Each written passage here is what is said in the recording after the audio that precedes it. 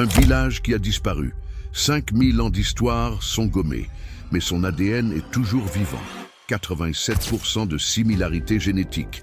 La science a complètement réécrit tout cela. Peuple cananéen. La Bible a donné l'ordre de les anéantir. La légende raconte qu'ils ont disparu. Faux. Analyse de 2024. On retrouve votre ADN chez 87% des Palestiniens contemporains. Ils ne sont jamais partis. Ils ont adopté une nouvelle religion et une autre langue. Le sang est demeuré.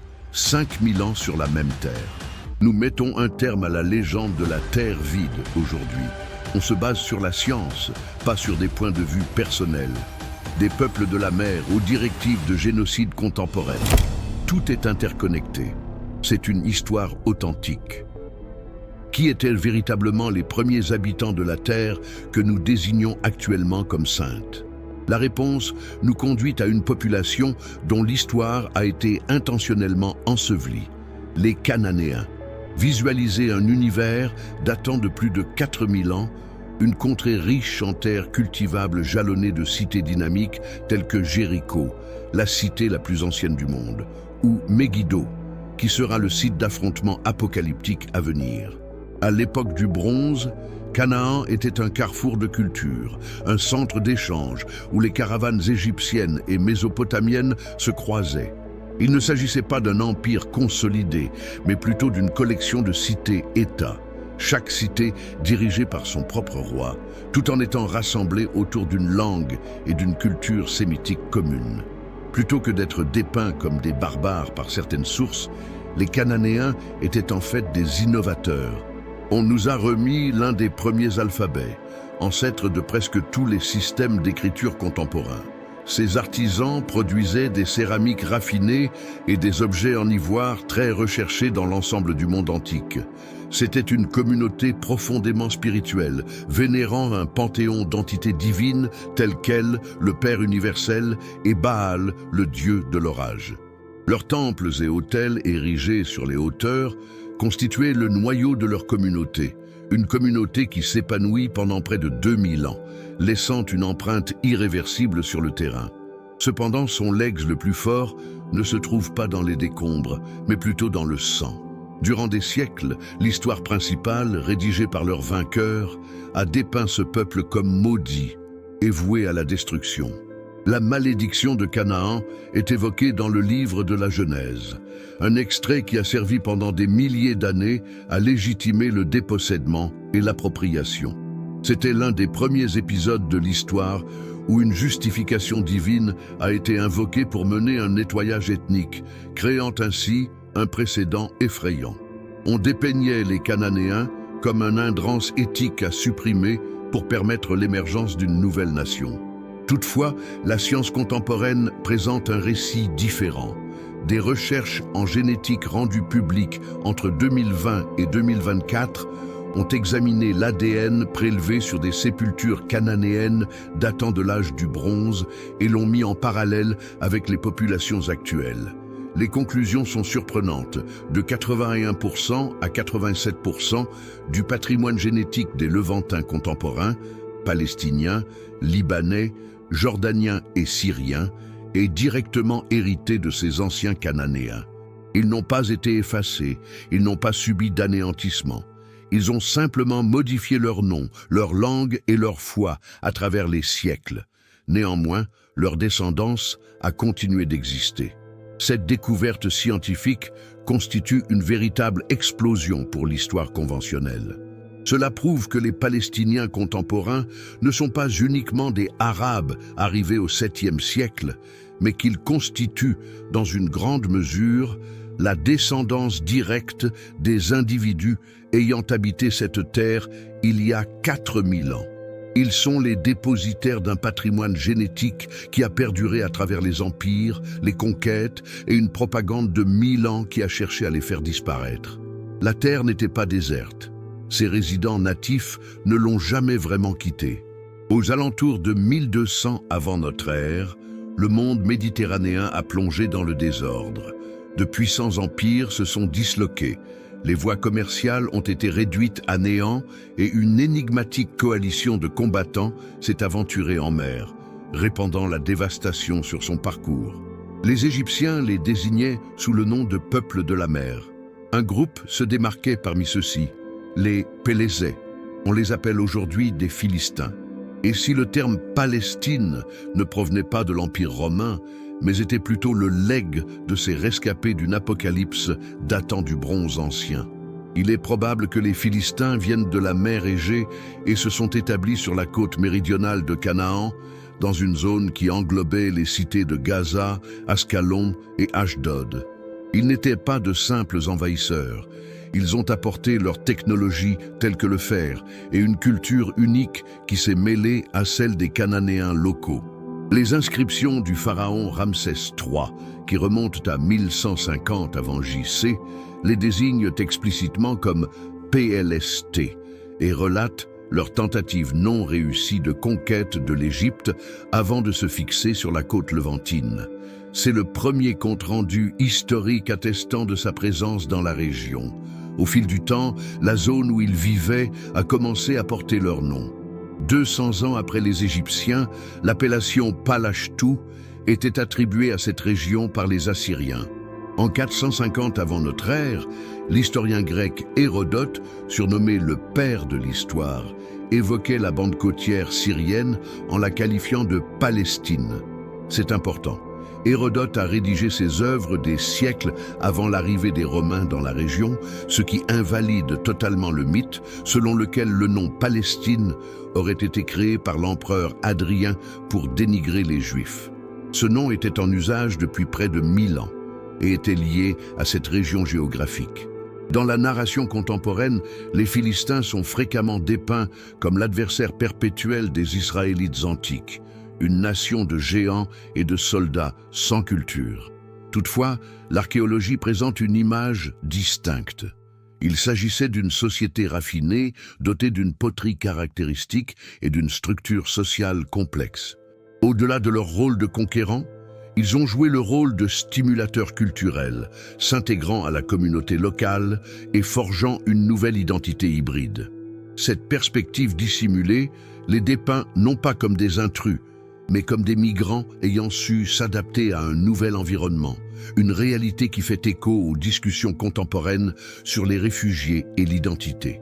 Le rapport entre les Philistins et les Palestiniens est actuellement un enjeu sensible. Bien que sa lignée spécifique soit plus complexe à identifier du fait de l'assimilation totale, son héritage est à la fois nominal et géographique. Ils ont donné un nom à la terre. L'idée que les Palestiniens descendent des Philistins, malgré une réalité génétique plutôt cananéenne, conteste directement le mythe sioniste d'une terre vide pour un peuple sans terre. Admettre que le nom Palestine trouve ses racines chez les Philistins, c'est reconnaître une histoire profonde et ancienne qui anticipe de nombreux récits postérieurs. L'histoire du peuple israélite est parmi les plus influentes au monde. Mais comment a-t-elle véritablement débuté ? La tradition, comme le rapporte le livre de Josué, décrit une conquête militaire rapide. Les Israélites, ayant échappé à l'Égypte, envahissent Canaan, détruisent des cités telles que Jéricho et déciment la population locale sur ordre de Dieu. Toutefois, durant de nombreuses années, les chercheurs en archéologie ont tenté de trouver des indices de cette conquête à grande échelle et n'ont pratiquement rien découvert. On ne trouve aucune preuve d'une démolition massive des cités cananéennes durant cette époque. Alors, qu'est-ce qui s'est véritablement produit ? La théorie majoritairement soutenue de nos jours, appuyée par des études archéologiques et textuelles, est que les Israélites n'étaient pas une force d'invasion venue de l'extérieur, mais un groupe qui a vu le jour au sein même de la société cananéenne. Il est probable qu'ils étaient un groupe de Cananéens des régions montagneuses, composé de pasteurs et d'agriculteurs qui, face à une période de crise et d'effondrement des cités-États, se sont insurgés contre le régime oppressif imposé par leur Seigneur. Sous l'enseigne d'un nouveau Dieu unique, Yahvé, ils ont embrassé une nouvelle identité sociale et religieuse, formant ainsi une confédération de tribus. Ce modèle, également appelé émergence pacifique ou révolte sociale, justifient la ressemblance étroite entre la culture israélite ancienne et celle cananéenne. Ils utilisaient le même langage. L'hébreu est un sous-dialecte cananéen, avait une architecture similaire et partageait plusieurs coutumes identiques. Il ne s'agissait pas d'un remplacement de population, mais plutôt d'une révolution culturelle et religieuse. Selon cette perspective, la conquête mentionnée dans la Bible ne serait pas un rapport historique à prendre au pied de la lettre, mais une mythologie fondatrice, une saga élaborée par la suite pour consolider l'identité d'une nouvelle communauté et justifier son droit à occuper les terres. Néanmoins, cette série originelle renferme des aspects extrêmement perturbants. Des textes de la Bible, tels que le Deutéronome, commandent de anéantir totalement les Cananéens sans épargner quiconque. Qu'elle ait été appliquée ou pas, cette doctrine extrême de la guerre sainte est devenue un pilier central de la théologie politique de l'époque antique. Il a établi un précédent d'extermination justifié par ordre divin, une notion périlleuse dont les échos demeurent présents aujourd'hui, utilisée par des fanatiques dans le contexte contemporain pour rationaliser la violence. L'idée que les Israélites soient une branche des Cananéens modifie radicalement notre point de vue.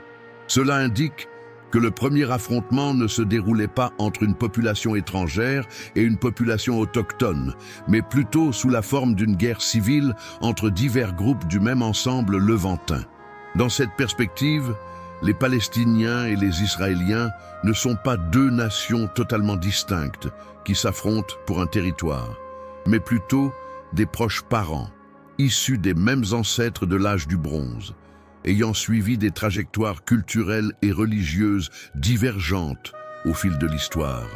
Il est essentiel de comprendre la profondeur de la relation entre les deux peuples avec leurs terres en déterrant cette réalité, enfouie sous des strates de mythologie nationaliste. Une fois les royaumes d'Israël et de Juda fondés, ils n'ont pas existé dans une vacuité. Ils ont été coincés entre les grandes puissances de leur temps, des empires colossaux qui aspiraient à dominer le corridor levantin, la passerelle terrestre reliant l'Afrique à l'Asie. Le passé de cette région se résume à une série de conquêtes et de contrôles, avec ses résidents réduits à l'état de pions dans un jeu géopolitique d'une ampleur bien plus grande. Ce sont les Assyriens qui ont été les premiers à marquer une empreinte indélébile. C'est en 722 avant notre ère que l'Empire assyrien sans pitié s'est attaqué au royaume du Nord, connu sous le nom d'Israël. Suite à un siège violent, ils ont réussi à prendre leur capitale, Samarie, mettant en œuvre leur politique habituelle de terreur, l'exil massif. Des milliers d'Israélites furent déracinés de leur domicile et dispersés à travers tout l'Empire assyrien, allant du nord de la Mésopotamie jusqu'aux montagnes de Perse. On parle souvent des 10 tribus perdues d'Israël. Ils n'ont jamais fait retour, se fondant dans les populations locales et s'effaçant des archives historiques en tant qu'entités séparées. Un siècle et demi plus tard, c'est au tour du royaume méridional, Juda.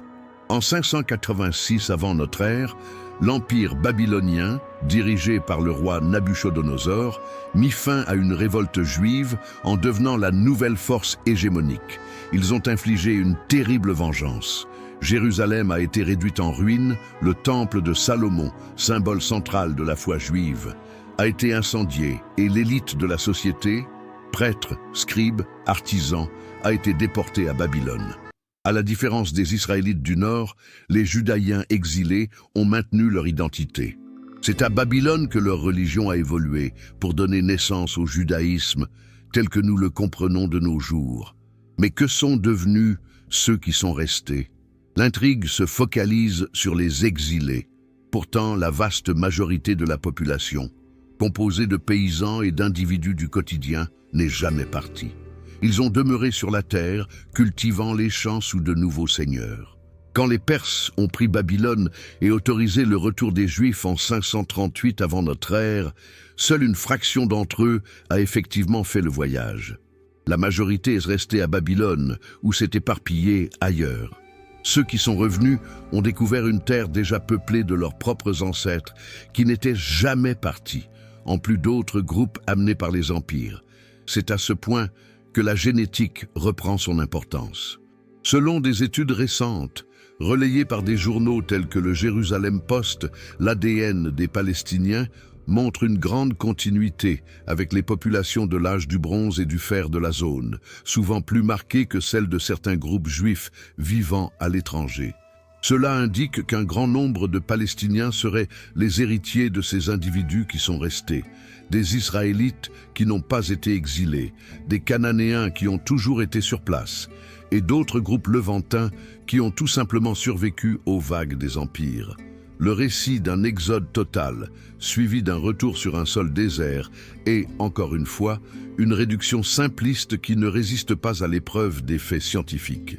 L'ère de paix relative fut apportée par les conquêtes perses, mais en 332 avant J.C., un jeune dirigeant macédonien bouleversa le monde pour l'éternité, Alexandre le Grand.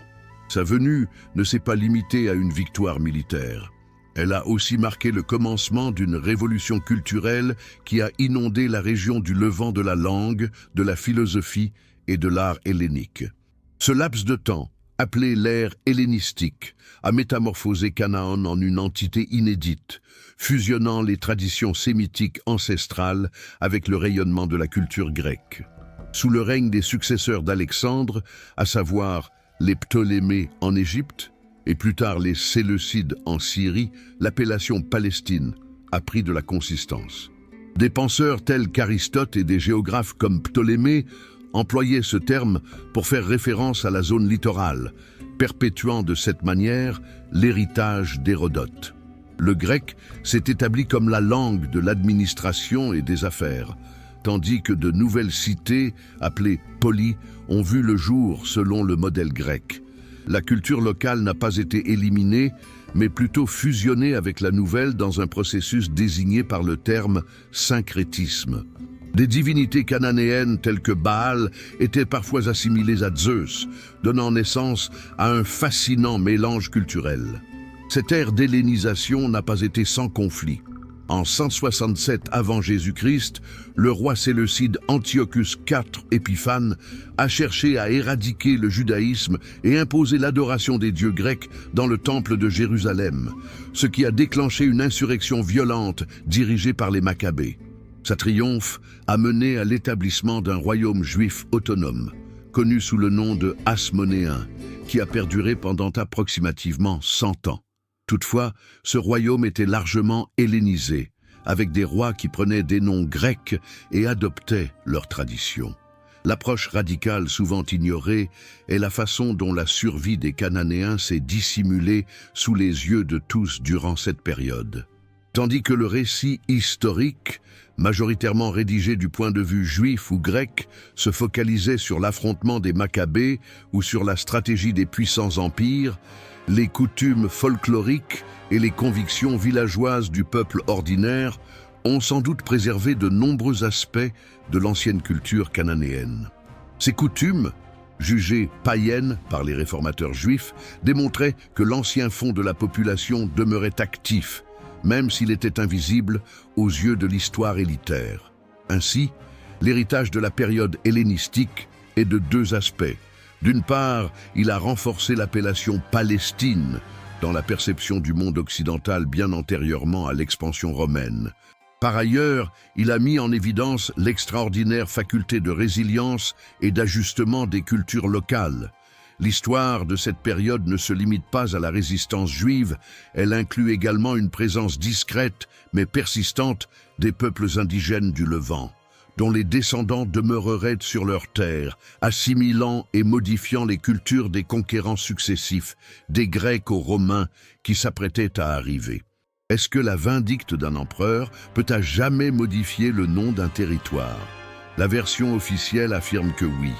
En l'an 132 de notre ère, une insurrection juive sanglante contre le joug romain éclata, sous la conduite de Simon Bar Kokhba.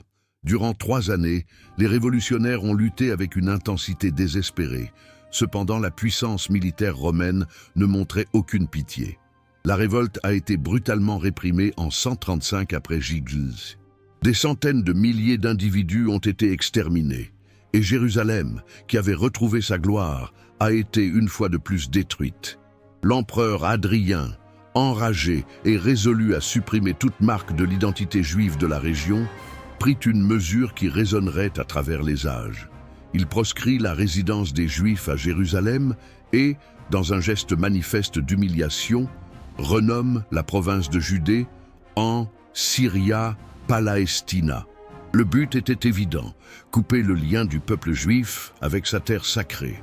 Cette action a servi de fondement à l'argumentation selon laquelle le nom Palestine est une création romaine, un instrument colonial visant à effacer l'identité d'un peuple.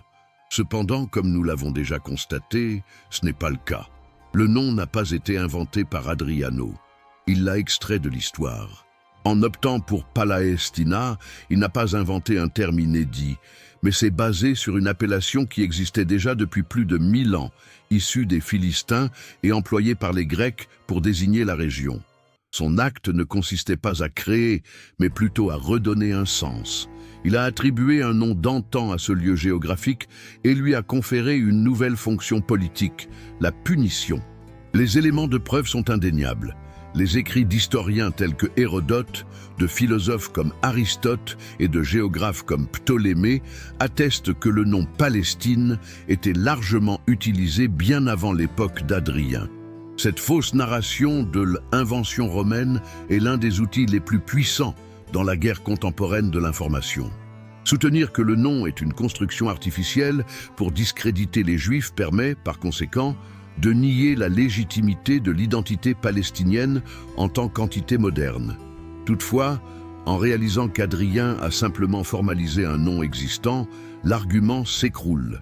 Palestine n'est pas une insulte romaine, mais plutôt un terme géographique ancien que l'empereur a exploité à des fins politiques.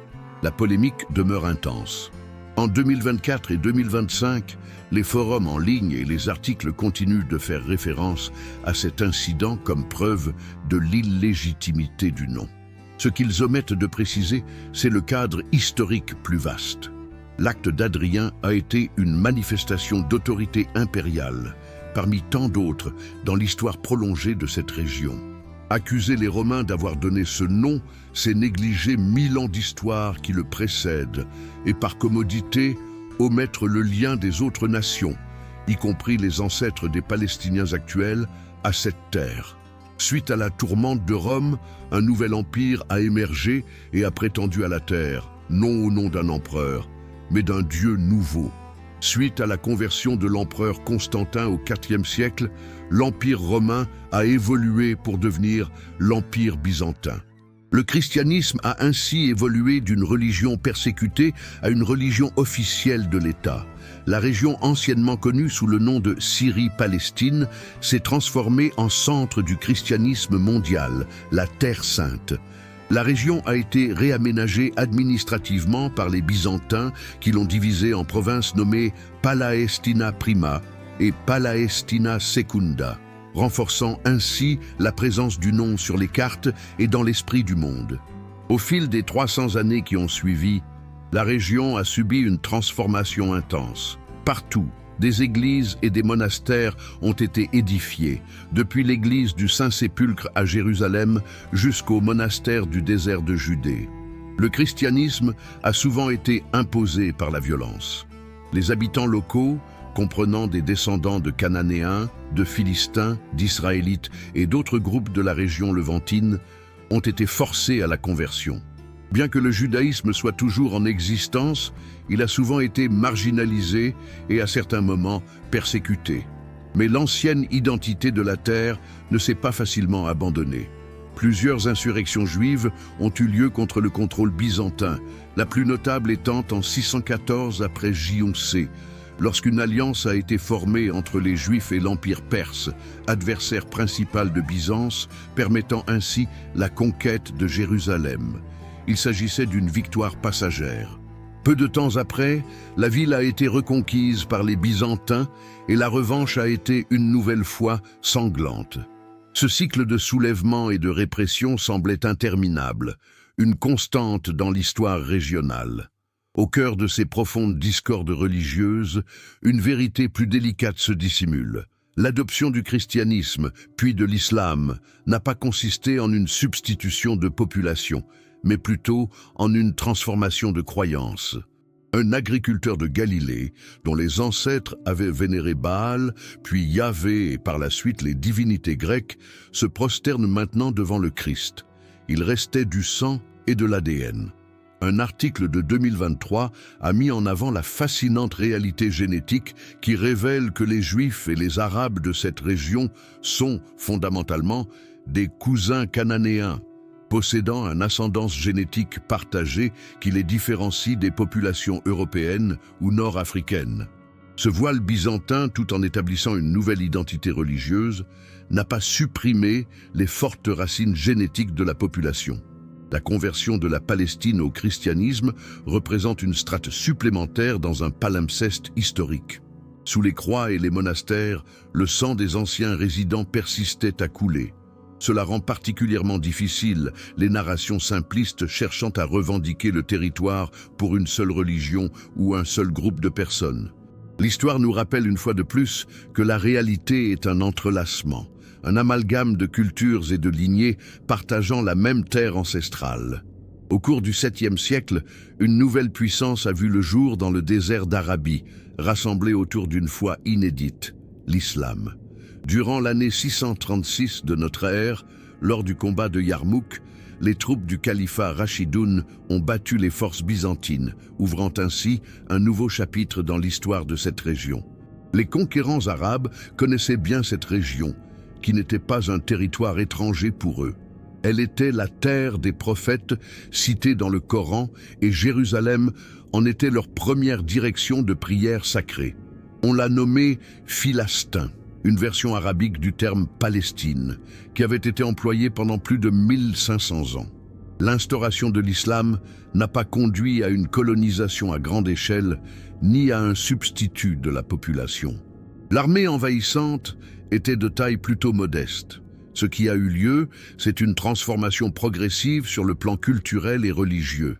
La plupart des gens, initialement chrétiens et parlant araméen, a commencé à embrasser l'arabe comme langue et progressivement la religion islamique. Des éléments tels que la réduction des impôts pour les musulmans et les opportunités sociales ont accéléré ce processus. Les descendants des Cananéens, Israélites et de tous les autres groupes qui demeuraient sur la terre ont tout simplement modifié leur foi une nouvelle foi. Durant les siècles ultérieurs, sous l'autorité de différentes dynasties islamiques telles que les Omeyyades, les Abbassides et les Fatimides, Philastin a occupé une position significative en tant que province administrative. La zone a prospéré en tant que pôle commercial et de savoir. Essentiellement, la cohabitation pacifique entre musulmans, chrétiens et juifs a caractérisé une époque de tolérance relative dans l'histoire espagnole, connue sous le terme de convivencia. Jérusalem était considérée comme une ville sacrée par les trois religions, attirant des pèlerins de tous les coins du monde.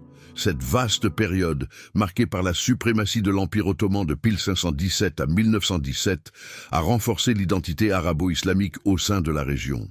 Toutefois, la science contemporaine nous enseigne que cette identité était un revêtement culturel superposé à une base génétique bien plus ancienne. Une recherche génétique de 2025 portant sur les marqueurs HLA qui servent à déterminer la compatibilité pour les greffes d'organes a démontré que les Palestiniens présentent une proximité génétique bien plus importante avec les autres groupes du Levant et les résidents des temps de bronze qu'avec les populations de la péninsule arabique. Ceci dément l'opinion selon laquelle les Palestiniens ne seraient que de simples Arabes ayant envahi et déplacé les habitants locaux.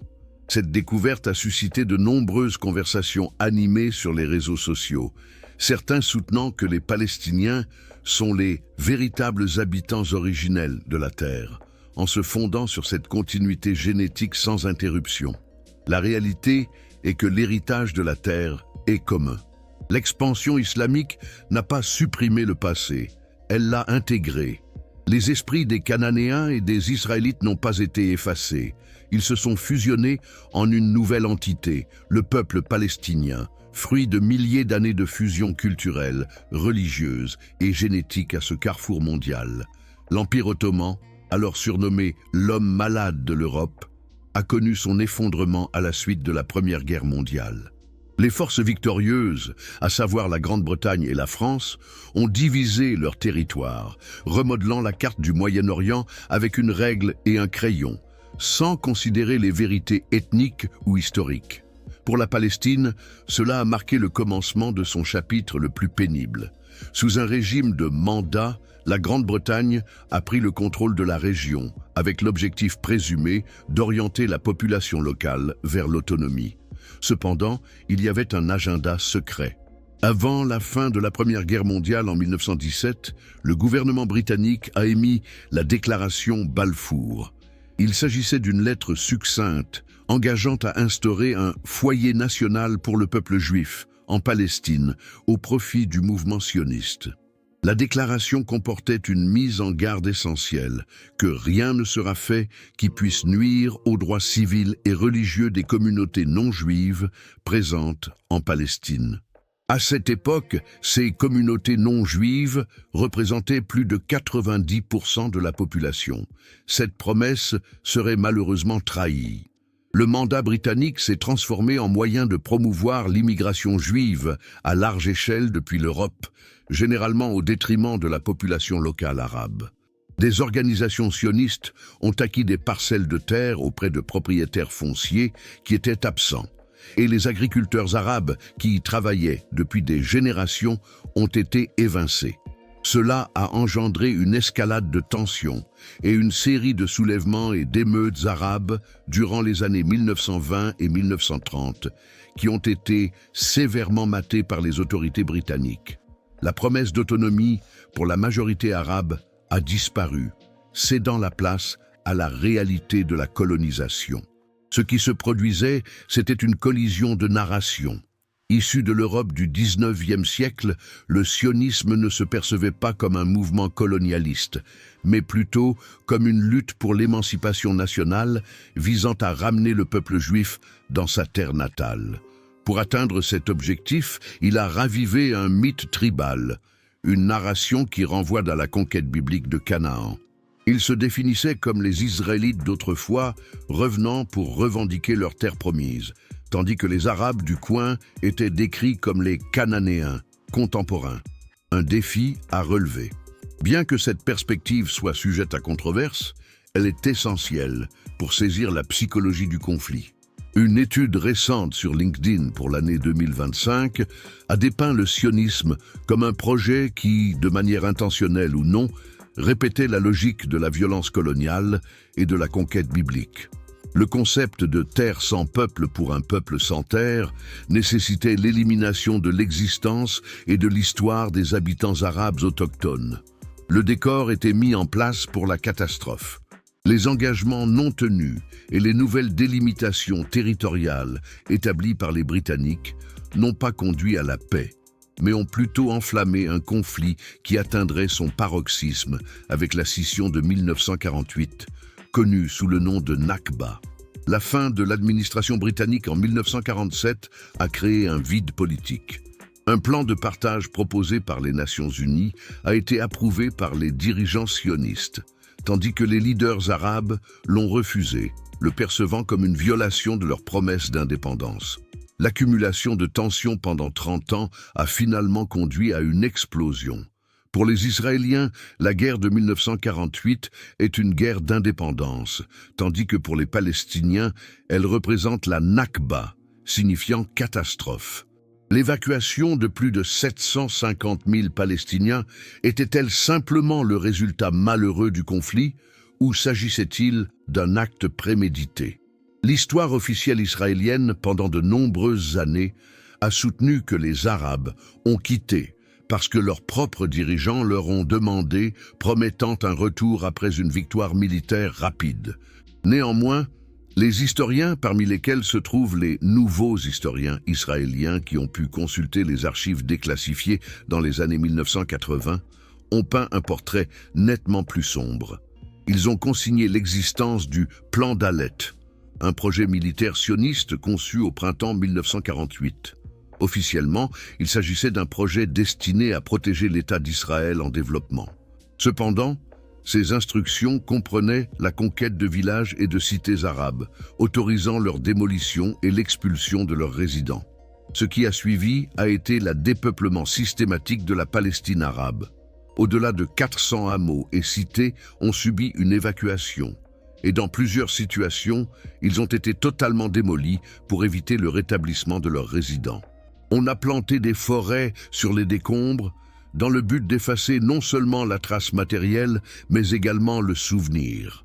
Cette opération de gommage du paysage est l'une des stratégies les plus performantes de la colonisation. Si rien ne prouve qu'une chose a existé, il devient plus simple d'affirmer qu'elle n'a jamais été présente. Une fois de plus, la Terre devait sembler vide. L'aspect le plus extrême et dérangeant est la similitude entre les stratégies employées en 1948 et les récits de conquête biblique. Une étude académique de 2025, parue dans la revue Taylor & Francis, examine l'interaction entre l'idéologie du terra nullius, territoire sans maître, et le renouveau de discours bibliques. Pour certains, la dépopulation de 1948 représentait l'aboutissement contemporain du mandat divin d'acquérir la terre promise. Les témoignages des rescapés de la Nakba, relatant massacres et expulsions forcées, font résonner de manière troublante les ordres bibliques de tout anéantir concernant les premiers habitants de Canaan, à l'image du peuple d'Amalek. La Nakba n'est pas un événement isolé. C'est un processus qui se poursuit sans interruption. La scission de 1948 a engendré une crise de réfugiés persistante et a établi les bases du conflit caractérisant la région actuelle. Il est essentiel de comprendre que l'exil n'était pas un choix délibéré, mais plutôt le produit de stratégies et d'interventions militaires intentionnelles, afin de saisir la source du traumatisme palestinien et leur demande de droit au retour. La guerre n'a pas uniquement engendré un État, elle a également anéanti une société. Si l'État d'Israël a été fondé à la suite de la guerre de 1948, c'est la guerre des 6 jours en 1967 qui a remodelé ses limites et son identité. Au cours d'une opération militaire rapide, Israël a défait les forces de l'Égypte, de la Jordanie et de la Syrie, réussissant à s'emparer de la péninsule du Sinaï, du plateau du Golan, de la bande de Gaza et, élément déterminant, de la Cisjordanie qui comprend Jérusalem-Est. Pour beaucoup d'Israéliens, la victoire a été considérée comme un miracle, un symbole de la faveur divine. Pour les Palestiniens résidant dans ces régions, cela a marqué le commencement d'une occupation militaire qui persiste à ce jour. Suite à la guerre, en dépit des résolutions de l'ONU exigeant leur retrait, Israël a entrepris d'établir des colonies civiles dans les zones occupées. Cette politique, qui existe toujours à ce jour, est jugée illégale par la plupart des membres de la communauté internationale. L'intention, fréquemment exprimée par les responsables des colons, est de judaïser la terre et d'établir des faits de terrain qui rendent irréalisable l'établissement d'un État palestinien futur. C'est la poursuite de l'effort pour la démographie et la géographie initiée en 1948. Au cours des dernières années, la rhétorique de la conquête biblique a ressurgi avec une intensité préoccupante dans le domaine politique israélien. Des membres du gouvernement, à l'instar de Bezalel Smotrich, ont publiquement évoqué l'idée d'annexer la Cisjordanie et ont suggéré des stratégies de réinstallation volontaire pour les Palestiniens, un terme adouci pour désigner l'expulsion qui fait écho aux politiques des empires assyriens et romains. Au cours de la guerre de Gaza 2023-2024, plusieurs personnalités politiques et figures publiques israéliennes ont évoqué le récit biblique d'Amalek, considéré comme l'ennemi par excellence à éradiquer, afin de rationaliser l'anéantissement à grande échelle. Ce discours n'est pas resté sans effet. L'ordonnance provisoire de la Cour internationale de justice, CIJ, l'instance judiciaire suprême de l'ONU, rendue en janvier 2024 dans le cadre d'une affaire introduite par l'Afrique du Sud, a statué qu'il est plausible qu'Israël perpétue des actes de génocide à Gaza. Israël a été sommé par la Cour de mettre en œuvre toutes les actions nécessaires pour empêcher les actes de génocide. Cette décision historique a associé le discours déshumanisant de certains leaders israéliens aux opérations militaires sur le terrain, positionnant le conflit dans une nouvelle perspective juridique sombre. L'occupation de 1967 et le renouveau de l'idéologie du conquête totale symbolisent la conclusion d'un cycle tragique. Les mêmes arguments divins et récits de destruction présents dans les écrits antiques, employés pour justifier la conquête du Canaan, sont à nouveau utilisés au XXIe siècle. Pour certains, la victoire était un miracle, tandis que pour d'autres, elle marquait le commencement d'une oppression systématique et d'un combat quotidien pour la terre, l'eau et la dignité, sous le règne d'un pouvoir qui se voit comme le dépositaire d'un mandat divin vieux de 3000 ans. Parmi les bombes, les cartes et les narrations conflictuelles, la science a œuvré discrètement, révélant une réalité inscrite dans le code même de la vie. L'ADN est infaillible. Il ne suit aucun agenda politique. Ce qu'il dévoile sur les populations du Levant est tellement révolutionnaire que cela a le potentiel de réécrire l'histoire. Et si la véritable preuve de l'indigénie ne résidait pas dans les textes sacrés ou les accords de paix, mais plutôt en nous-mêmes? Une multitude de recherches en génétique publiées entre 2020 et 2025 par des institutions internationales allant de l'université de Tel Aviv à Harvard sont arrivées à la même conclusion surprenante. Quand on compare l'ADN des Palestiniens actuels à celui extrait de squelettes datant de l'âge du bronze dans l'ancien Canaan, les similitudes sont frappantes. Près de 80 à 90% du patrimoine génétique palestinien a une origine directe dans ces anciennes populations de la région levantine. Il est indéniable que ce sont les descendants directs des peuples ayant habité cette terre durant les 5000 dernières années. Sin embargo, el descubrimiento más polémico proviene de la comparación con las comunidades judías. Las investigaciones indican que aunque los judíos askenazíes provenientes de Europa poseen una notable ascendencia levantina, esta constituye un porcentaje menor de su genoma completo, el cual está predominantemente mezclado con un componente europeo significativo. Una investigación llegó a declarar que el 97.5% del genoma de los israelíes askenazíes no estaba directamente relacionado con el antiguo ADN hebreo, sino con comunidades conversas de Europa. Esto no refuta el vínculo judío con la tierra, que es histórico, religioso y cultural, pero complica la historia de un regreso genético puro. Estas revelaciones han desencadenado una batalla de ascendencia en las plataformas sociales y foros virtuales. Ahora hay palestinos que se autodenominan los guardianes de Canaán, verdaderos nativos de la tierra con un linaje ininterrumpido. Algunos, incluso de manera más provocativa, se hacen llamar los israelitas borrados, descendientes de aquellos hebreos que jamás fueron al exilio y que a lo largo del tiempo adoptaron el cristianismo y el islam. Esta idea contradice completamente la narrativa fundacional sionista.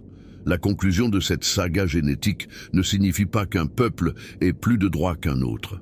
L'histoire de ce territoire est celle d'un mélange et non d'une pureté.